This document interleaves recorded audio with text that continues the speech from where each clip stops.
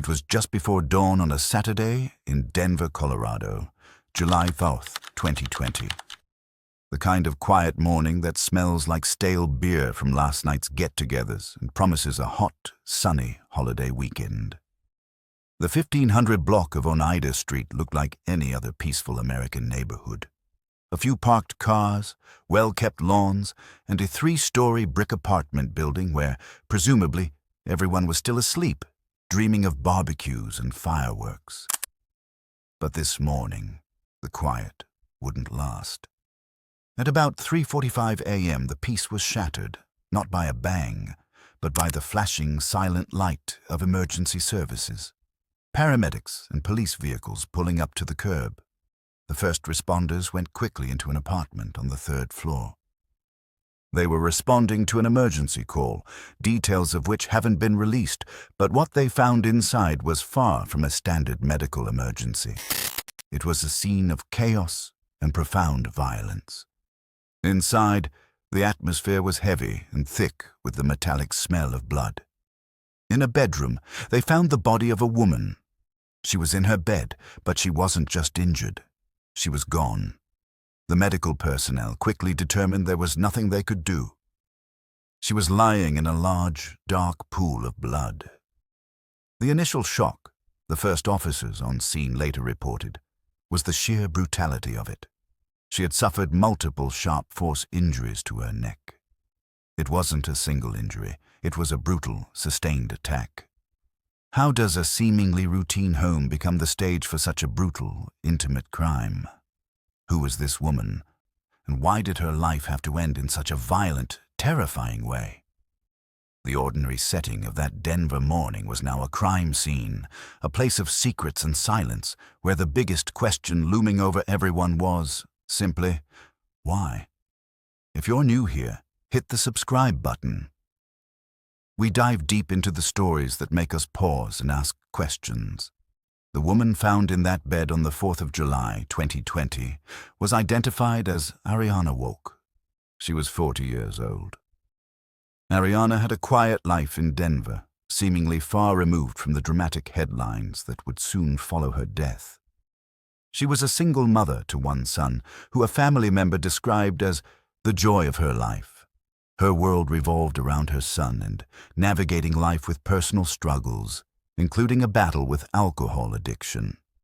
She had a network of friends and family who cared for her. But like many people, she fought her battles privately within the walls of her own life. Her home, that apartment on the 1500 block of Oneida Street, an address confirmed by the Denver District Attorney's Office as the official crime scene, was her sanctuary, a place where she should have been safe. It was just a regular 3rd-floor unit in a nondescript building. But there was another, far darker thread in her family's history, a thread that would weave itself into the narrative of her own death, making an already brutal crime seem eerily familiar. Ariana Wolk was the granddaughter of Rosemary LaBianca. Rosemary was one of the victims in the infamous 1969 Manson family murders. That brutal connection would haunt the news cycles and the investigators working Ariana's case. The contrast between the two killings was stark. Yet the method of the attack, the sharp force injuries, the sheer violence, felt like a chilling echo from the past. But was it? Or was it simply a coincidence, a random act of violence in a quiet Denver neighborhood? The police had a body, a crime scene, and a profound mystery. They needed to know not just who did this, but how someone so seemingly unconnected to the past in a modern-day city could meet such a violent end. What led to her last hours? Who was the last person to see her alive? And what chain of events turned her quiet apartment into a horrific crime scene on the eve of Independence Day? The focus shifted from the who to the how, and the details slowly began to emerge. The first responders who entered that 3rd-floor apartment found a truly gruesome scene. Ariana Wolk was in her bed, having suffered extensive, sharp force injuries to her neck and what appeared to be defensive wounds on her hands and arms. The sheer number of wounds was reminiscent of the brutal, over-the-top violence of the past. It was a vicious, personal attack. The investigators on the scene knew they needed to move fast. In murder investigations, the first few hours are critical. They scoured the scene for anything that seemed out of place.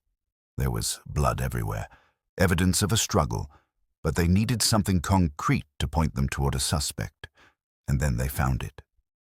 Tucked away in the yard, near the apartment building, was a discarded clear plastic cup with a pinkish-red liquid inside. It seemed insignificant, trash left over from the neighborhood's activities. But detectives collected it anyway, a small piece of potential evidence in a sea of tragedy.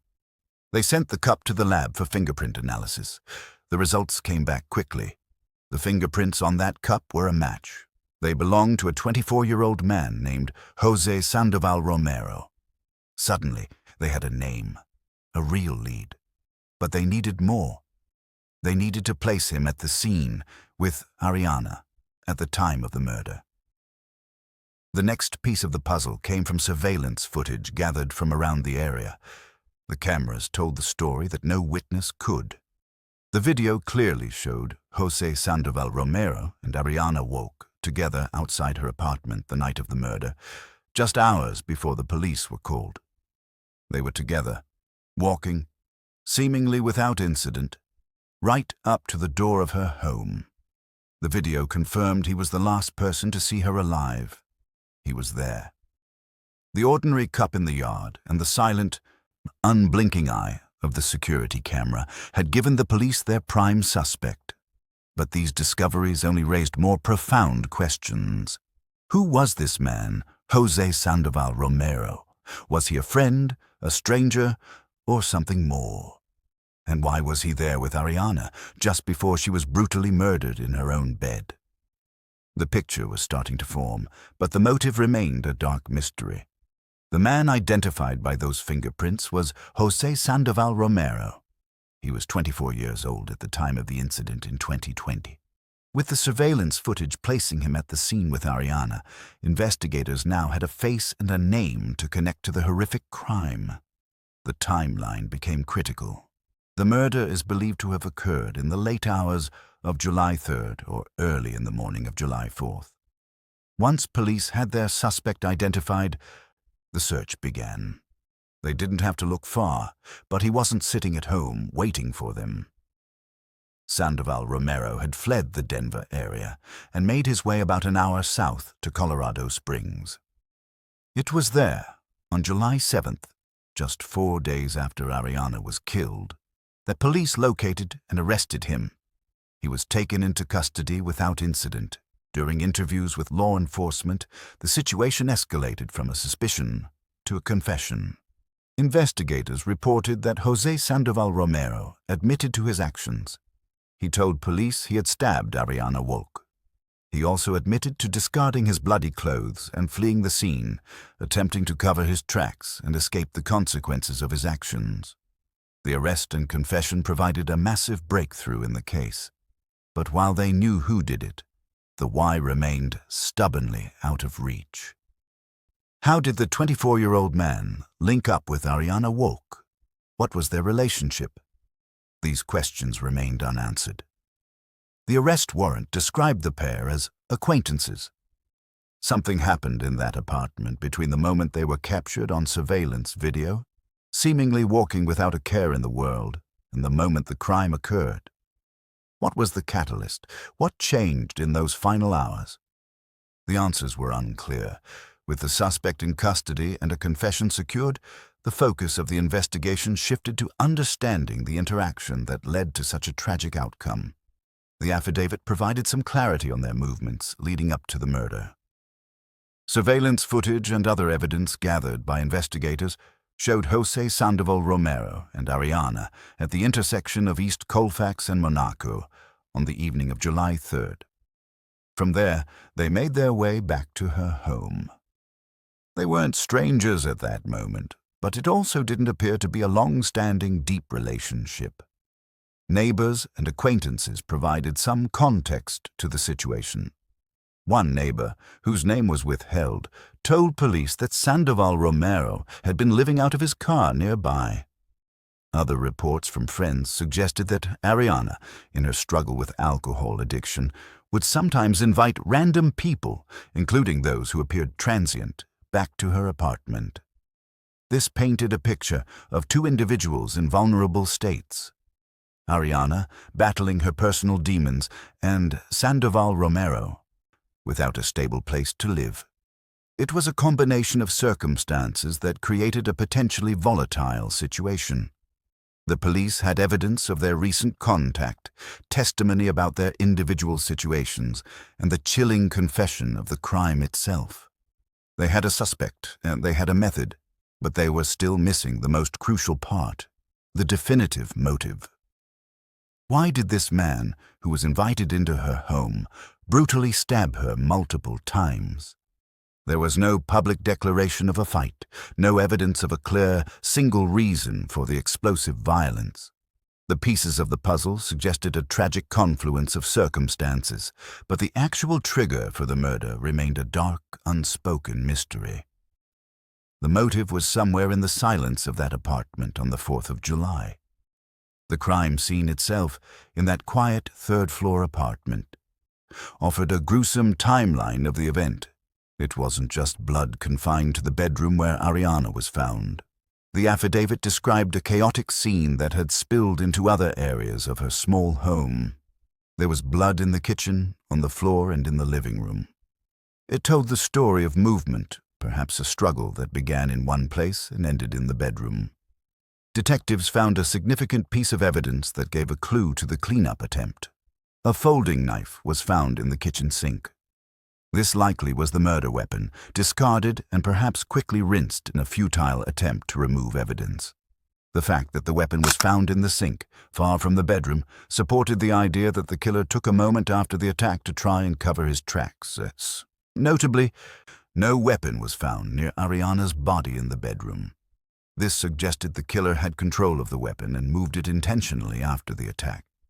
It was a perfect example of how the smallest details can unravel a crime. That clear plastic cup with the pink liquid left in the yard was the key that unlocked the killer's identity. The footprints and tracks of blood told the story of his movement within the apartment, and the silent witness of the CCTV footage placed him there at the most critical time.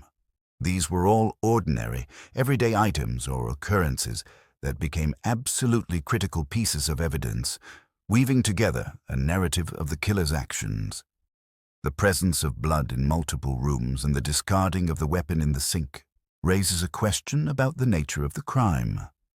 Was this a planned execution, where every movement was calculated and deliberate? Or was it a spontaneous explosion of violence, an argument that escalated beyond control, followed by a frantic, amateurish attempt to clean up the mess? The sequence of events suggests a mix of both chaos and hurried attempts to escape detection. The next step for the investigators was to figure out the final disposition of this case. The arrest was made, the confession was recorded, but the legal system had to take its course. Following his confession and the accumulation of overwhelming forensic and video evidence, Jose Sandoval-Romero was formally charged with one count of first-degree murder. This is the most serious homicide charge in the state of Colorado, reflecting the premeditated or extremely heinous nature of the crime. He was held without bond, awaiting trial. The legal process began, but for Ariana Wolk's family, the pain was immediate and enduring. The community rallied around them, specifically focusing on her young son, Xander, and the joy of her life. A GoFundMe page was quickly set up by a family member to help with funeral expenses and to support Xander's future. It was a tangible way for people to show they cared and to help a young boy who had suddenly, tragically, lost his mother. The neighborhood on the 1500 block of Oneida Street was left to deal with its own trauma. What was once a quiet street became the focus of a major criminal investigation and media attention. Neighbors had to confront the grim reality that such violence had occurred just steps from their own homes. The shock of realizing a person they might have passed on the street or seen in the surveillance video was a killer. The story was a grim reminder of how a private domestic moment between two people can quickly spiral out of control and turn into a full-blown criminal investigation, tearing apart a family and shaking a community to its core. The next part of this story dives into the final chapter of the legal battle and the details that brought this case to a close. Ariana Wolk was a 40-year-old single mother. Her life, like so many others, was a mix of joys and struggles. Her tragic end in her own home forces us to reflect on the nature of violence and vulnerability. The sad reality is that domestic and interpersonal violence often occurs behind closed doors, away from public view. It highlights the often unseen dangers people face, even in the presumed safety of their own homes. This story also carried a haunting historical note that grabbed national attention. Ariana was the granddaughter of Rosemary LaBianca, who, along with her husband Leno, was murdered by Charles Manson's followers in 1969. Rosemary was stabbed 42 times in that brutal, notorious case. While authorities quickly dismissed any connection between the two murders as anything other than coincidence, the similarity of the savage knife attacks sent a chilling echo through time. It added a layer of profound tragedy to Ariana's story, that a family could be so violently impacted across 2 generations by similar acts of intimate brutality. Ariana's story ultimately makes us pause and think about our own communities. How might we respond differently when someone we know is in a vulnerable state, struggling with addiction or inviting people into their lives who might not be safe? It challenges us to be more observant, to reach out, and to perhaps break the cycle of silence that often surrounds these situations. Her death was a senseless tragedy that underscored the fragile nature of life and the importance of looking out for one another. Ariana Wolk's life ended in that apartment on Oneida Street. A life of 40 years, a mother to a son, a granddaughter with a tragic history. The immediate questions regarding who committed the crime were answered, but the deeper questions about the nature of the violence, the circumstances that led her killer to her doorstep, and the prevention of such tragedies, these remain. If you found this story important and want to explore more narratives like this, please hit the subscribe button. Stay alert, be aware of your surroundings, your neighbors, and your community. And remember, sometimes, a simple act of kindness, or just checking in on someone, can make all the difference.